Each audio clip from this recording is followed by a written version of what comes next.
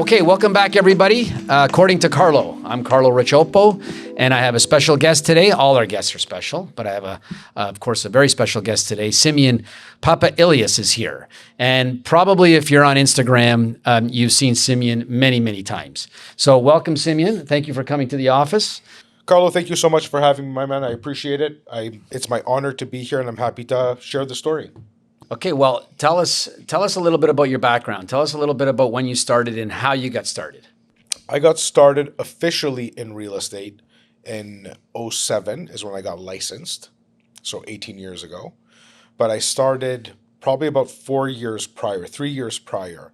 And what was happening is I went to university in Toronto. And then in 2004, and I was also working at the time in financial services. But at the time, my father called me and he said, we have this piece of land, and he's in Alberta. Like we immigrated to Alberta, so we're not Ontario immigrants. Mm-hmm. My dad came with a wave in the late 60s, early 70s, who went to Edmonton, because that's where Canada was diverting. Well, yes. That was back when they were diverting people to different paths. So he's part of the Boston Pizza story and that whole thing. He worked with the Uridas family, and then, of course, it was inspired to do that. So I was in that business. I was born in that business. But in '04, my dad calls me. He goes, well, we have this piece of land. It's a small town right outside of Red Deer in central Alberta. Why don't we do something with it? Like, what am I going to do with it? Because we had bought it, let's call it 10 years ago at the time, to do something with it. So I'm like, what did you have in mind? Like, should we do a full build out, or what are you thinking? He goes, well, I'm not doing it. My dad was already 65, 70. He goes, if you want to do it, he goes, I'll fund the construction. You build it out. Sell the business is your money, and I'll keep the building. Okay. So that was a major deal for me, of course, being 24 years old. I was like, you know what? That'll give me kind of the yeast I'm going to need to start building out my own stuff. So I did it. So in '04, I went back to Alberta from Toronto, built out the building, built the business, sold it, put my money in a sack, came back. Okay. When I sold that business, I used the internet. I didn't use a realtor. Right. So we're talking about the beginning of the internet. This is pre-Facebook. Mm-hmm. So Facebook is '07, I believe. This is '04. This is '06. So right as technologies are emerging. Oh, yes. So think like businessexchange.com, all these forum-looking websites that did not, like, they don't look like they do now. They were ugly websites, but they were effective websites. Traffic was condensed because there wasn't that much competition on the internet yet. So these websites like Canadian Business Exchange and all these various outlets were extremely popular. I put up my restaurant, and I sold it for $350,000 in a week. Not easy to do. Not easy to do. But like, I know the business. I know how to package it. Of course. So what happened is every other Greek, well, as you can imagine, most restaurants have a Greek somewhere in them. Yes. But maybe not in Ontario, because Ontario is so big. But like in Alberta. Well, it's pretty good here too. Yeah, no doubt. So I get a call from my uncle Nick and my uncle Tom and Bill and George, and the guy has 3 pizza restaurants. This guy has a steakhouse. This guy's been there for 60 years. The kids don't want to do it. They're like, we're tired. Can you sell ours? So you did business brokeraging. Out of nowhere. Wow. What a way to start. Out of nowhere. And that's at 10 points commission. Yeah, but still very difficult side of the business. Very difficult. But at the end of the day, the client was an easy profile, meaning it's Simeon Papa Ilias. He's 70 years old. He's been cooking steaks for 40 years. He's done. Yep. Give this guy $200K, $300K. It doesn't matter what the number is. He'll take it. Right. Just wants out. Just wants out. So I targeted that very demographic. Wow. Okay. So like I would literally knock out, like if I could go to the Danforth right now and walk out with 20 listings. Why? Because I don't need to sell anything. I'm going to tell them, if I bring you an offer, will you take it? Right. Set the number. What is it? I didn't know you knew that side of the business that well. Yeah. Fantastic. So that's how it all started. Okay. And then I get a call, of course, from was it Rico or Treb? No. They're like, Mr. Simeon Papalias, please. I was like, yes, you're conducting the real estate business. I was like, no, I'm not. I'm selling businesses. They're like, that's part of the Real Estate Brokerage Act and Right. what have you, what have you. I was like, okay, so I'm thinking like there's going to be a huge ticket here, a fine, or I'm going to get charged. So I was like, so how do I fix this? Well, do you want to get your license? I'm So like, hold on, let me understand this. You were doing this with you were doing this without a license. without a license. Oh, how are you? So you didn't have to put them on MLS or anything No. like that, obviously. No. So you just knew the network. I just knew the network and I knew how to package them up on the internet, where the internet was still so young. Wow. So at the time, the internet was literally the Wild West. But It still is. How did you know about the documentation and what was required? Go to a lawyer. And they tell you you're just putting two guys together and That's the it. lawyers That's do all it. the paperwork. That's it. But you learned the paperwork. Oh, for sure. Eventually. But I've done it. Like I did it for myself. Right. I've done it for others. Like I really boiled it down simply, and I was charging a 10% commission.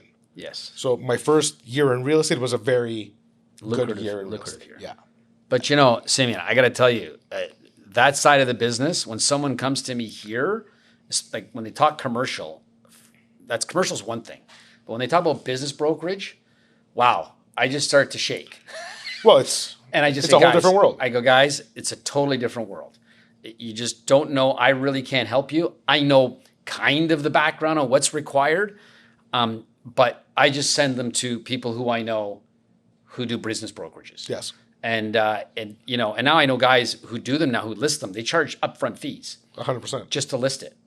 So I would never even I might not even do a commission deal. I just might charge $50,000 to sell your business, or whatever the case may be. Right. Because there is that much of a lift. Right. Like it is a lot of work. Right. But do you get some of it up front? For sure. Yeah, you have to. For sure. No doubt about it. It's a tough gig. Well, also because business owners change their minds. So And circumstances change. is your team doing? So if someone comes to you with a business for a business to sell, are you taking it?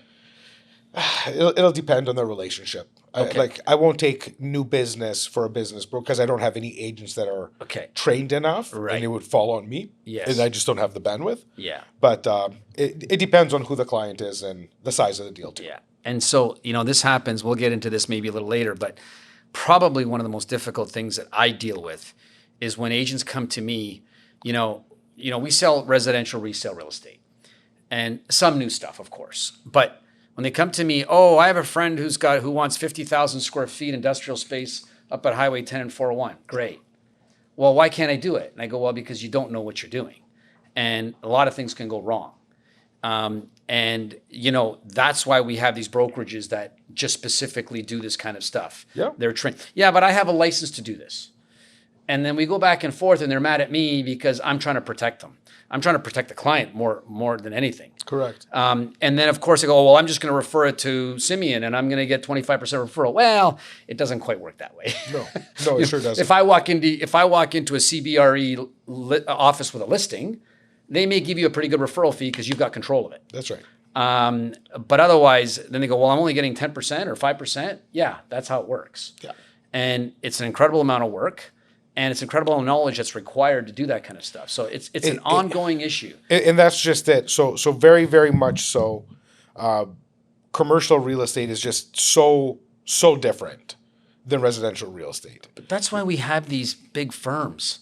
Royal LePage Commercial is a great entity, but the people that are doing it are experienced. Yes. Or they've either probably come from CBRE or Colliers or Cushman. They all go it's the same river of course. flow. Everybody changes brands, etc. I think Royal LePage Commercial has built something special at last. Yes. I think the Damon Conrad is the gentleman that's running fantastic it. guy. And he has done a superb job the last 2-3 years in really ramping up both the value proposition Royal LePage gives its agents as well as recruiting a lot of the right agents for the brand. For sure. So we'll get back to where we were, but just quickly. So in your team, do you have anybody that does commercial real estate? I do. You do? I do. So I have a very robust commercial team. So you have, if there's a lease so even people, I'll be frank with you, I look for people to refer stuff to. You bet. So, it could be, sometimes they're little deals, sometimes they're bigger deals, but man, it's like pulling teeth sometimes. These guys get mad at me when I don't want them to get themselves in trouble. And I always say to them, you don't go, I know a dentist is a doctor, but you don't go to him with a broken arm, right? He'll go to an orthopedic That's guy, right? That's what he does. I know I'm a doctor, but I can't do that. So our firm specifically, the REC Canada team and the commercial side of that is led by me. I've never been a residential agent. Of course, I've sold homes before, but I never, ever was a residential agent.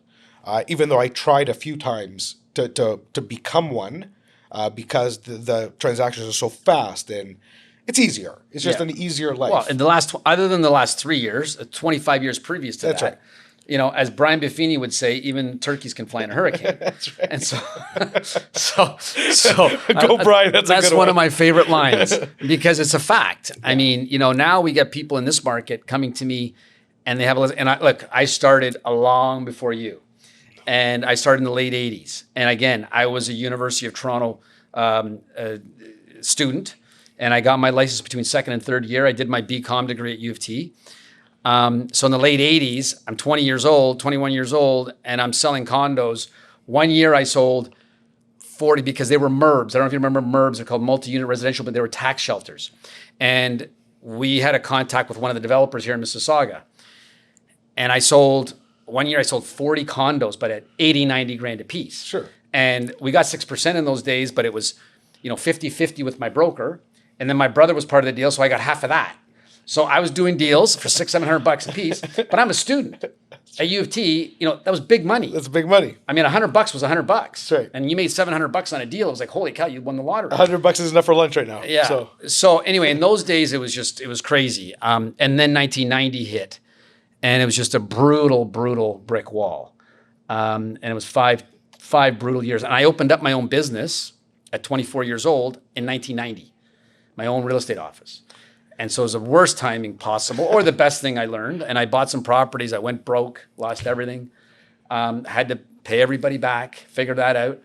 So it was a heck of a learning experience, but I'll never do that again. And then 1995, 96 came, and it all changed. And I mean, that's just it. Like the origin stories are so different.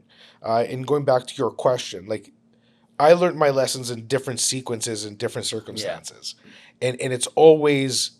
like, there's no way that you're not going to learn the lessons. Life will serve them one way or another. As long as you learn them, though. As long as you're learning them.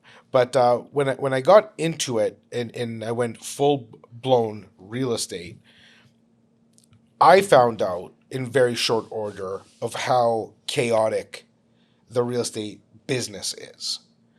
And when I say chaotic, I mean unorganized, unregulated. Like this is regulated real estate. It's organized real estate. But it's this much of what it can be. Yes. So I still believe the real estate industry, the real estate business has a long way to go to become a respectable institution. Unfortunately, a long way. Like banking. Yes. We can't say the same for real estate. I'm not sure how we get there. We had my last guest. We talked about that. I'm not sure how we get there because it's 40 years of watching it. It's been very frustrating.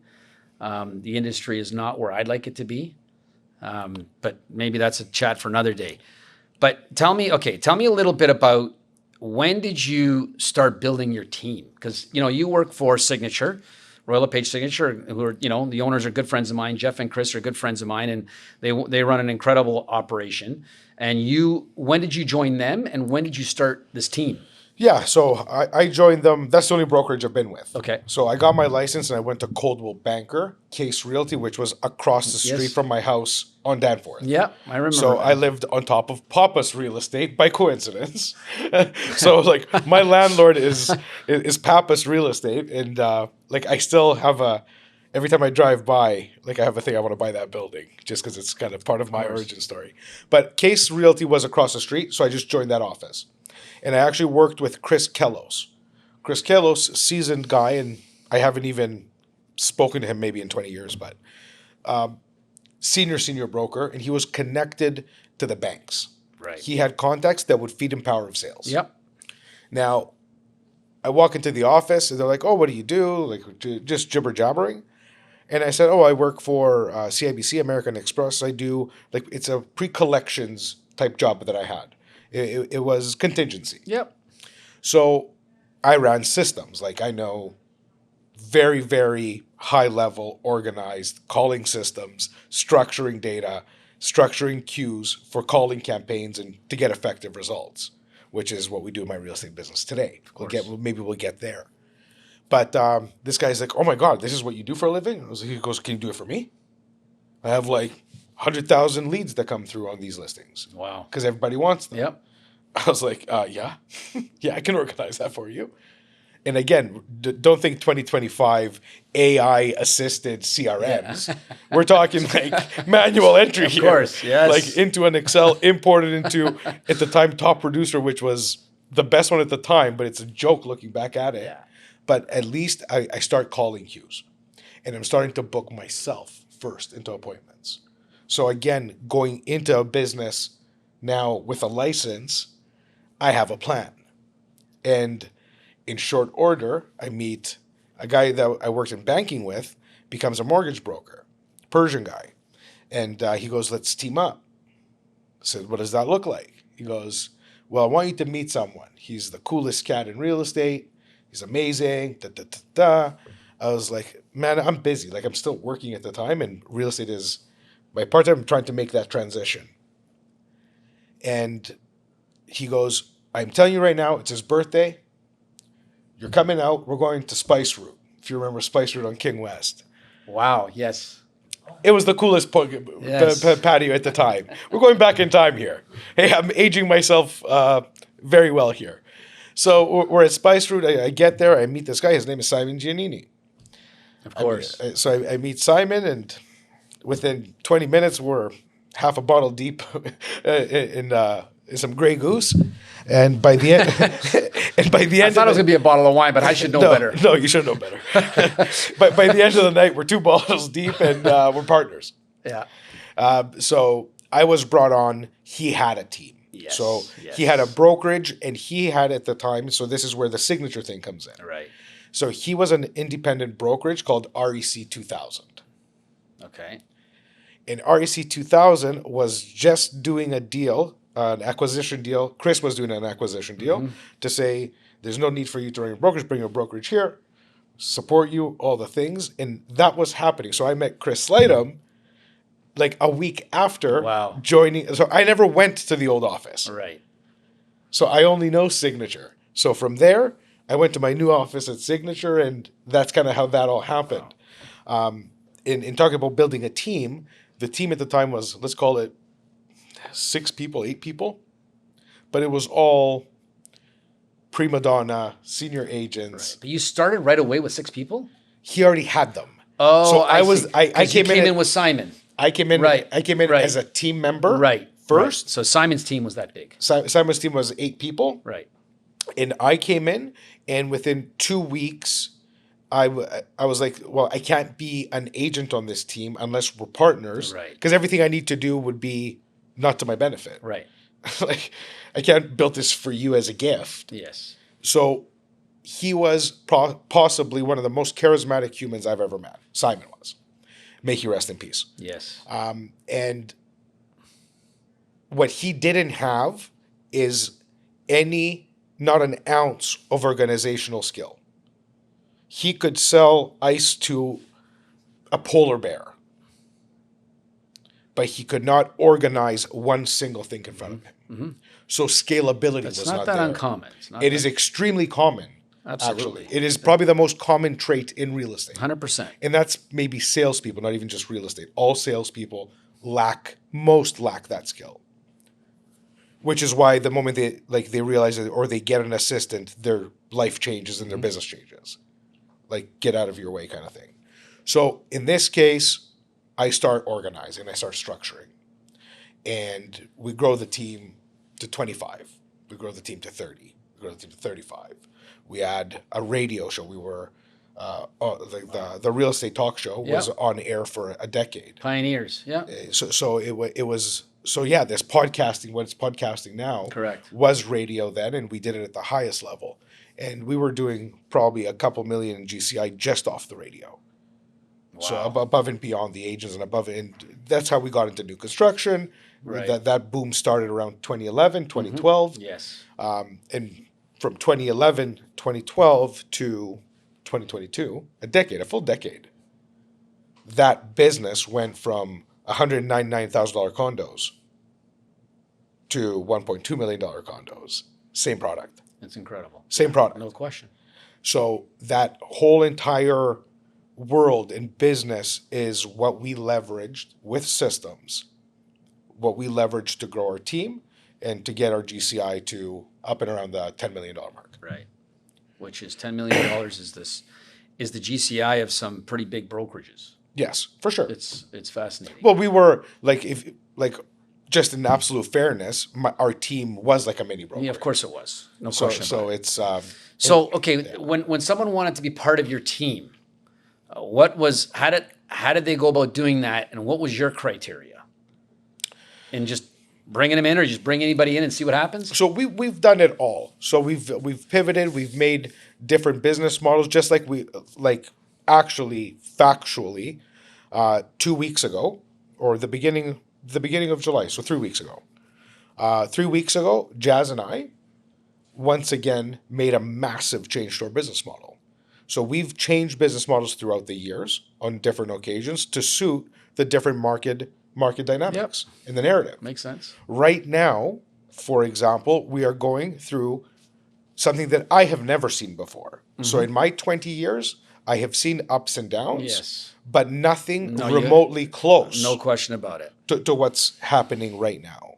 So right now, for those who are thinking of pivoting, if you don't, I can tell you will be out of business.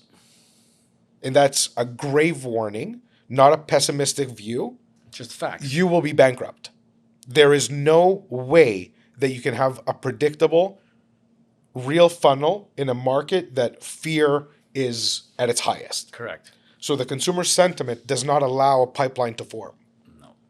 So you can do deals. You can put yourself in deals. But this is the time to build true infrastructure, great work habits, and support clients through what is the worst time in Canadian real estate in 40 years. Now we're surpassed the late 80s, which I never lived through. Early 90s. But we've surpassed the lows of that. So it's worse than that. Okay, so like I said, so if I want to join your team, what's it going to take? Like, how do you, what criteria are you looking for? Absolutely. So normally it would be a split level deal, normal like everything else, where we would say I would sell you on the benefits of why you would want to be on my team. Okay. We're well known, we're the best, whatever. Right now it's very, very different. For you to apply to be on my team, what we're looking for is agents who are, well, it doesn't matter if you're brand new, intermediate, or senior. So you will hire brand new people. I will hire a brand new person. Okay. But what I'm about to say next is what matters. 3 days a week, Tuesdays, Wednesdays, and Thursdays. My business partner, Jazz, leads a 2.5 hour session of prospecting. Bingo. Not prospecting into their own databases. Bingo. My database. Yep. So as of right this second, I have 8 agents on this troop of ninjas that are making outbound calls into my database 3 days a week for 2.5 hours at a time, which results in about 1,000 calls a week outbound into my database. That's 4,000 calls a month into my database of 15,000 warm investor clients. Right. They have only one thing to do, and that is deliver solutions to a market in pain. Right. So what we did, and I will share this with anyone, it's not a secret. I just know that nobody will do it anyways. I've always shared everything because I know. That's the nature of our industry. Of every industry, by the way. Well, I think more than, I don't know. Okay, fair enough. I haven't been in anything else. But 10% of the there's nothing wrong with population. sharing what you do because 98% of people don't do it. And the ones who do, you'll be cheering for anyways. So as I was saying a second ago, we're talking about taking massive action, which causes obviously reaction. But myself and Jazz sat down and identified, it all started with a question. And I go to him, I was like, Jazz, I just met a developer, this, that, the other. I was like, do you want to launch this? And he goes to me, Well, we've done 3 launches. We haven't done a single deal. What is the actual point? Who wants to buy anything right now? I said, you're right. I don't know. What do you want to do? She goes, I don't know. What should we do? And just looking at each other dumbfounded that we are trying to get a new result out of doing the same thing, the definition of insanity and all the things, we're sitting there looking at each other and we're like, so what's happening out there? Let's start asking the different questions. People are hurting. People are broke. People are renewing. People are supplementing 2-3 properties that are in the red. And we're going to sell them a condo? No. It makes no sense. It makes no sense. So we reverse engineered it. We identified the 8 biggest problems in the market today. If anybody's wondering how easy it is to do that, just ask your little GPT friend. What are the top pain points in real estate investors or humans facing right now? And it is inflationary pressure on prices. So the cost of living is exuberant. But then if you start asking about real estate, it's going to tell you the cash flow negativity, renewals, all the things, landlord-tenant boards. We identified the 8 problems, and I took that back. It was Jazz's job is to train the agents on the scripts that we put together. Right. And my job is to make the market put their hand up. So I have marketing campaigns for the next, right till the end of August that are already designed, all pushing for one call to action. All of them. It's not to buy or sell real estate. It's to book and schedule a clarity call with somebody who will help you fix the problem you're living. We are putting the value back into the sale. Why does somebody want to buy something? To solve a problem. We forgot, as an industry, as of 20 years of being spoiled, we forgot what it's all about. We became order takers. That's the difference. So right now, unless you're making the pivot and you're putting in the work and the energy into that outbound channel to create attention, omnipresence, you're going to be in big trouble. Because we are after market share. So we are going after the business. Right. So if I get my hands on it, you're not getting it back. My nurturing campaigns are designed with one thing in mind: retention. Once you're in my nets, you're not coming out. Okay, so how do you get your agents to buy into that process? Because, as I said a second ago, they are calling my database. So it's a warm call. So it's a warm call, but better yet is I don't sell real estate anymore. So I have put the future, my financial future, in the hands of my team. Right. So they need to book the call, take the call, execute, and sell the real estate. That's a 50-50. So tell me explain exactly what a clarity call is. Absolutely. A clarity call is one that I'm going to call Tamika Williams. She is a warm client, or she came to a webinar 2 years ago, whatever the case may be. And she's going to pick up the phone. She'll be like, hello, this is Simeon calling from REC. It's my understanding, we're getting a lot of feedback right now that anybody who bought a condo in the last 5 years might be struggling. She's going to say, what? Well, we know who she is and what she does. I'm going to say, I understand you bought at River City in 2018. Although you bought at the lowest price ever, right, other people didn't have that fortune.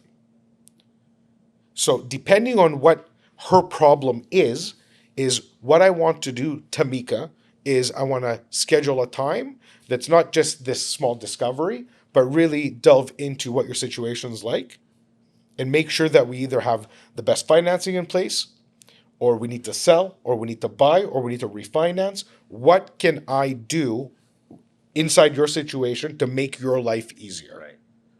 You will walk away with an absolute understanding of where you stand and have the clarity to make a decision. And you're almost guaranteed a conversation with every one of them. And that's... Given today's marketplace, you're almost guaranteed a conversation. And that's exactly what we're doing. Yeah. So we're booking.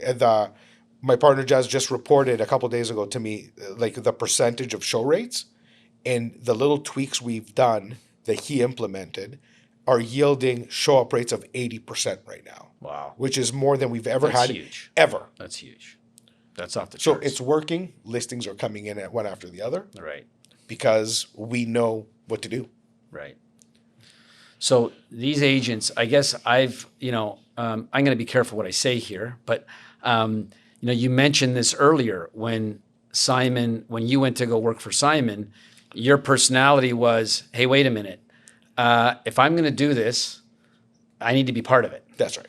I'm not a team member. Well, and I wasn't I'm a an team employee leader. either. Yeah. Like, it's one thing to give me a contract. Here's $200,000, build me something. I left. Remember I told you I bought my own. I had opened my own brokerage. I was by myself for 8 years, and I went to go manage. And then I got headhunted by Royal LePage Canada to go manage for a corporate office.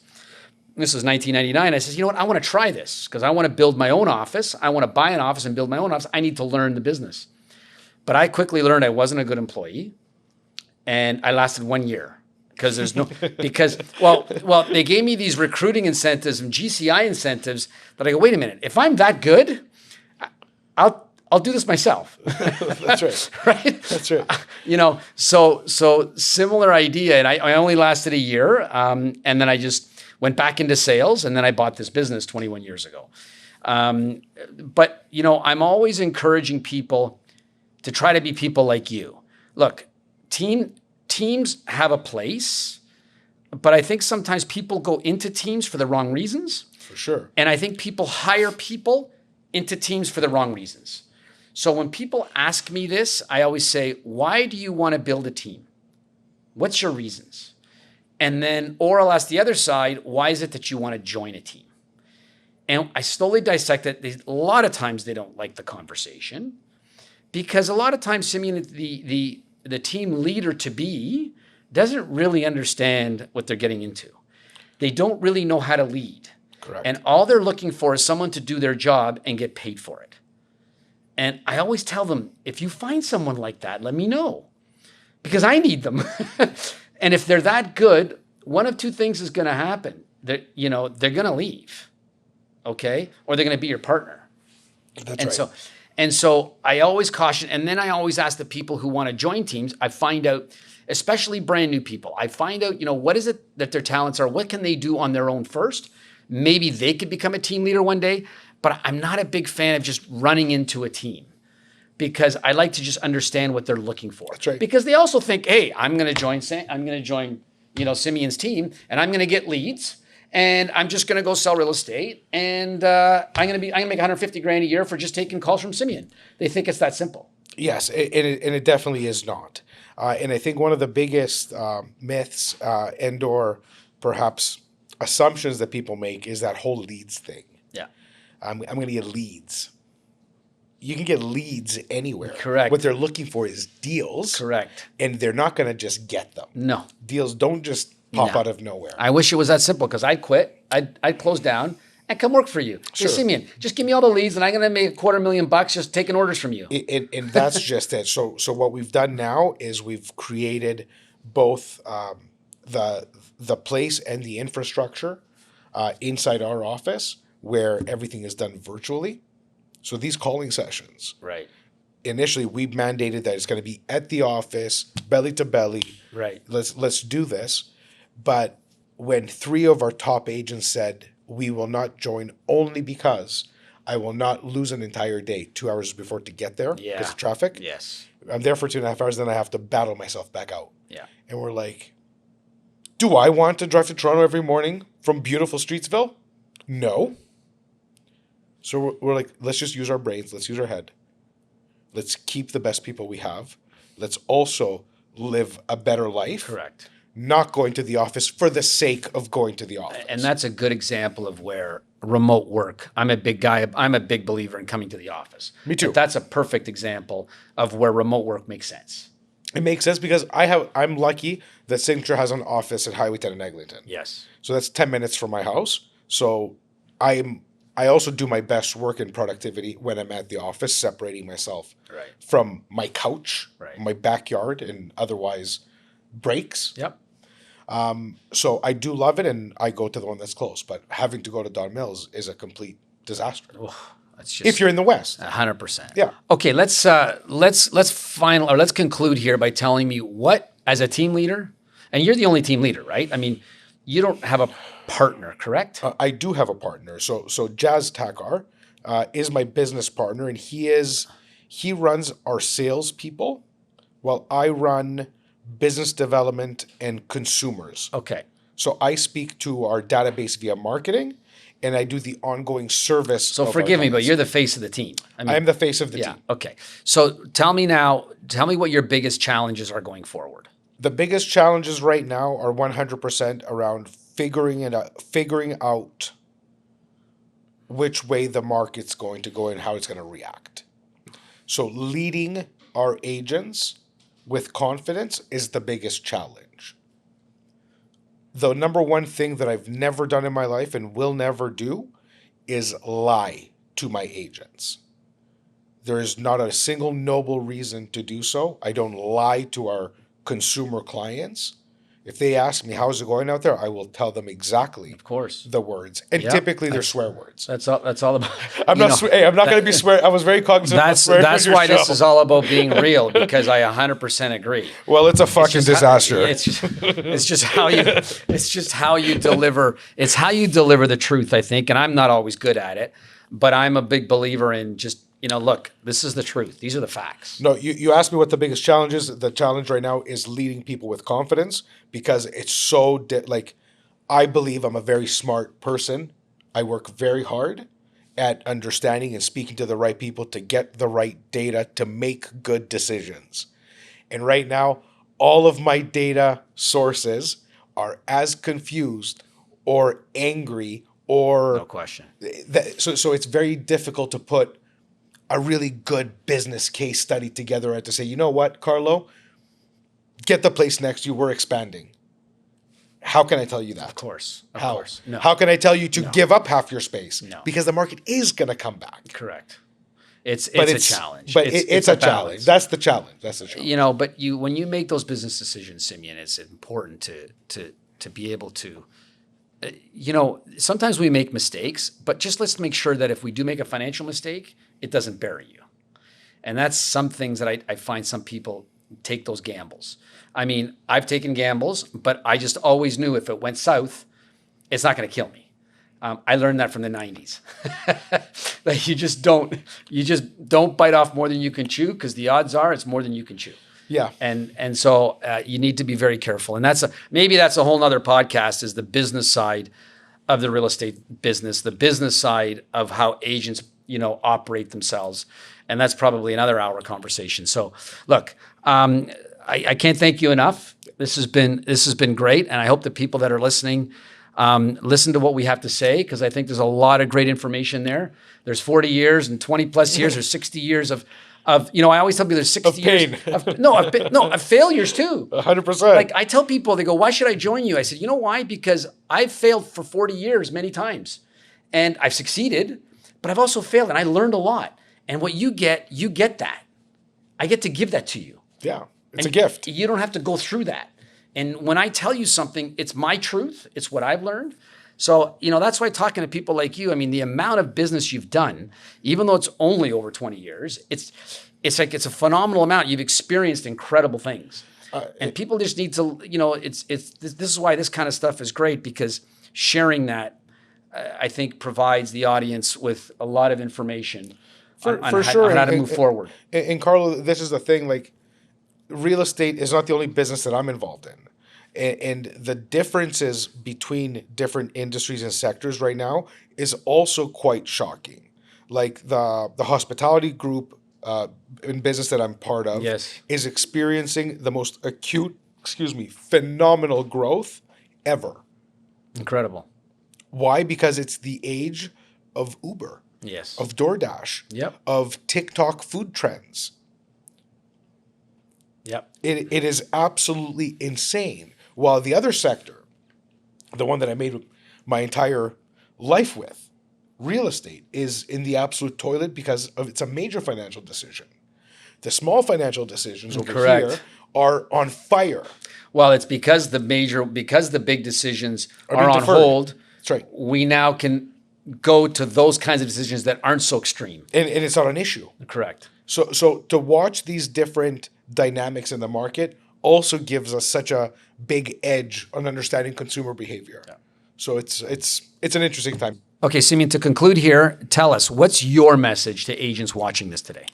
I think the best and most positive thing that someone can do right now is to stay calm, really assess the situation that they're in, and remind themselves of all that it has taken to get where they are today, and really make that decision and commitment to themselves that they can do this, they can get through this time, they will get through this time, and the only thing they have to do is perhaps push a little harder, remind themselves every morning of what they're worth and all the accomplishments that they've had